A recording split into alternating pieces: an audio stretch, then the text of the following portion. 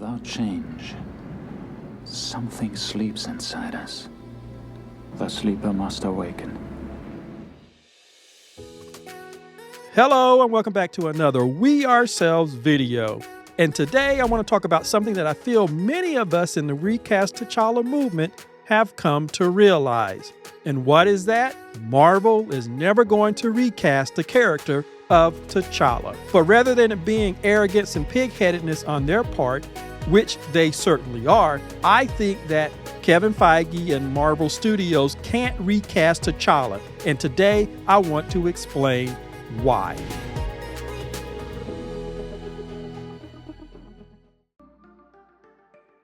Now, I understand why some of us in the recast movement say that Marvel doesn't care. When Kevin Feige and the crew at Marvel Studios and Disney look at all of us recasters and our demands, it seems as if they are literally saying to us, we don't care what you want. So I understand using that phrase and that terminology when talking about Marvel Studios' action, or rather inaction, and bringing back T'Challa. But in reality, when we use that phrase, it can be misleading because Marvel Studios, the MCU, Kevin Feige, Nate Moore, they are all super concerned and very focused on not recasting T'Challa. They care a great deal about not allowing the character of T'Challa to come back in either live action, animation form, and now it looks like comic book form. But the question is, why? Why are they so tenacious in getting rid of T'Challa and making sure he never comes back? Now, I kind of answered this question in my video that I did entitled Destroyed Legacy, the real reason Marvel erased T'Challa. The first Black Panther movie was huge. It was a worldwide success, particularly for a solo superhero MCU film. It exposed Hollywood's false conventional wisdom regarding the acceptance of Black-led movies overseas. The first Black Panther threatened to change the way movies were done in Hollywood. This isn't me saying this. The traditional access media, the press, put out article after article predicting that the first Black Panther movie would change the industry. In other words, that movie, the first Black Panther, was a wake-up call to Marvel Studios, Disney, and all of Hollywood. And as we know, Hollywood and the media will always choose control over money when it comes to the Black image and Black productions. It's part of their Hollywood programming pattern. And so they activated Phase 5 of their Hollywood programming pattern to phase out what this movie had accomplished. Now, they couldn't get rid of Wakanda nor Black Panther completely, not yet, but they could deal with the source of the success of this movie, and that was the rebel, Chadwick Boseman, and his T'Challa character. I have no doubt that if Boseman had remained alive, they would have tried to discredit and shadow ban him, much the way they did when he questioned the producers on his first TV show, and just like they did or are doing to Jonathan Majors now. Unfortunately, Chadwick Boseman did pass away in real life, so the powers at Marvel Studios immediately moved to erase everything he did. And the way that they chose to do it was to do a ritual, to cast a spell to get rid of the energy that Chadwick Boseman brought to the role. You're talking about an energy war here. It isn't just what you see on the surface. It's the effect, it's the image, it's the optics, it's the emotions, it is the dreams, it is the possibility of seeing a possible bright future for Black people. And they had to dispel that and to dissipate those vibrations, that positive energy generated by that first movie. As Chadwick's brother said, Derek Boseman, they had to destroy that image of a Black man as king. So they begin with Kevin Feige making the declaration in December of 2020 when he announced that Chadwick Boseman's iteration of T'Challa transcended all others. And at the time, many of us thought that was odd because there had only been one live action variation. We did not realize that they were going to get rid of the animated version And like I said, according to some of the comic book experts, they're getting rid of T'Challa on the comics front. We're seeing the fulfillment of that pledge, that ritual that they worked and they performed then, that they are locked to. And I'm going to get to that later. That is why Kevin Feige used that odd wording, because what they were telling us was that Chadwick Boseman's iteration was it. It was the ultimate. It was done for all times, all ways. But they needed to perform and empower the ritual and spell. That's why Kevin Feige came out with the declaration first. Then 2 years later or so, the release of Wakanda Forever sealed the deal. That is why they took T'Challa and had the fictional character die of the same disease as the real-life actor. They forever united the real-life actor and the character he created into one entity. And then they got rid of that energy, that power, that vibration, that symbolism, everything. That disease, whatever it is, it took out all T'Challas across the multiverse. There is no other T'Challa because that fits the intent of what they did. Visually, they had to remove T'Challa from Wakanda. That is why they put his casket on a ship and flew it to God knows where. Notice that when the Queen Mother died, they buried her in the soil of Wakanda. But they did not show you what they did with T'Challa's casket.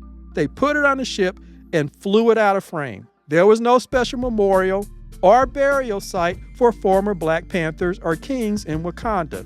Because visually, while our emotions were engaged, they were able to lock it in. They were able to generate the power for that ritual so that they could totally dispel the energy that Chadwick Boseman brought to that character and franchise.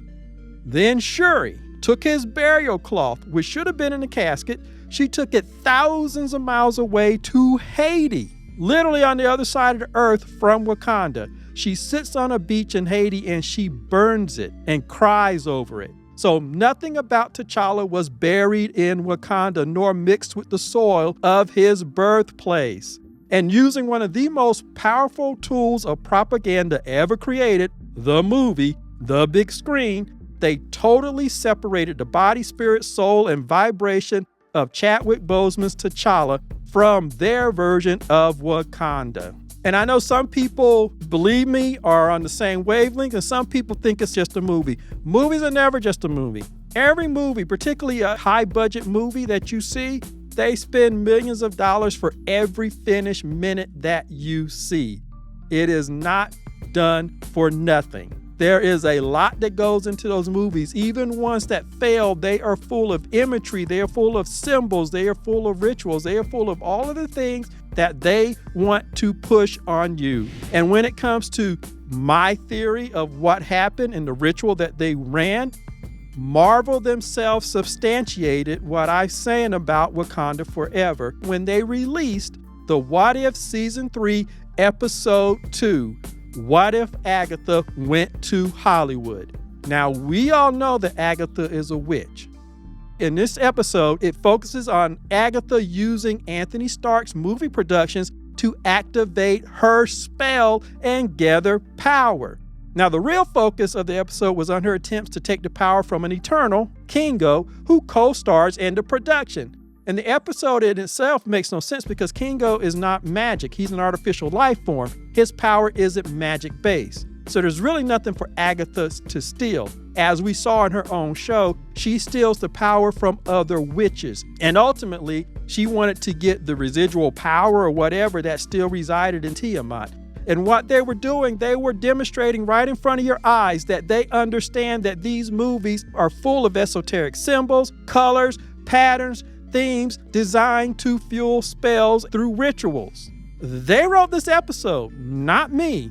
They understand this stuff. And this brings me back to why they can't recast T'Challa. Even if their cold hearts were warmed and common sense suddenly prevailed in the MCU, they can't do it because they are bound to the ritual that they themselves performed. It's like a karmic NDA agreement.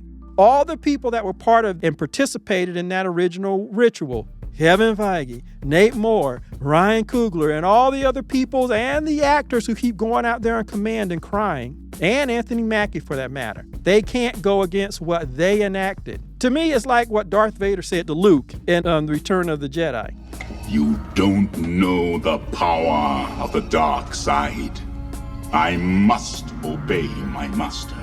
And Vader was right, because what happened when he went against his master, his pledge, and he tried to do it to save his son, that action cost Vader his life. And you have the same thing with Marvel. They cannot, even if they wanted to, even if Kevin Feige is having doubts, he cannot go back and recast T'Challa because they are all locked in to this path that they chose, that they declared, and that they enacted with all the actions that they've done. And that's why you've seen the subsequent actions of them carrying through on what they pledged themselves to do. That means Ryan Coogler and the writers, none of them can go back from it unless they risk, I would say, destruction of their careers.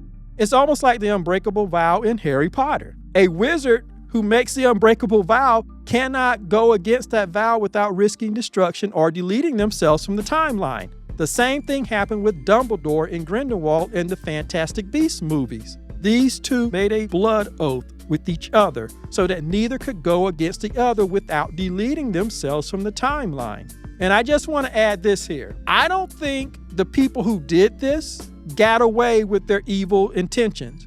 I think the MCU's current confusing, inexplicable decline is a karmic backlash because of what they did to Chadwick Boseman's legacy and what they continue to do to all the black MCU characters. God don't like you being ugly to his children. He don't like you mistreating his children, the chosen. Think about it. One sign that everything the MCU is tainted is suffering from a backlash to their ritual is the poor performance of their theatrical releases. Have you noticed that the only MCU movies to break the coveted $1 billion ceiling were Deadpool 3 and Spider-Man No Way Home? Two movies that had to pull huge ensembles of pre-MCU characters into the film. In other words, they needed Sony and Fox Marvel characters that had yet to show up in the MCU and thus were not subject to the karmic backlash.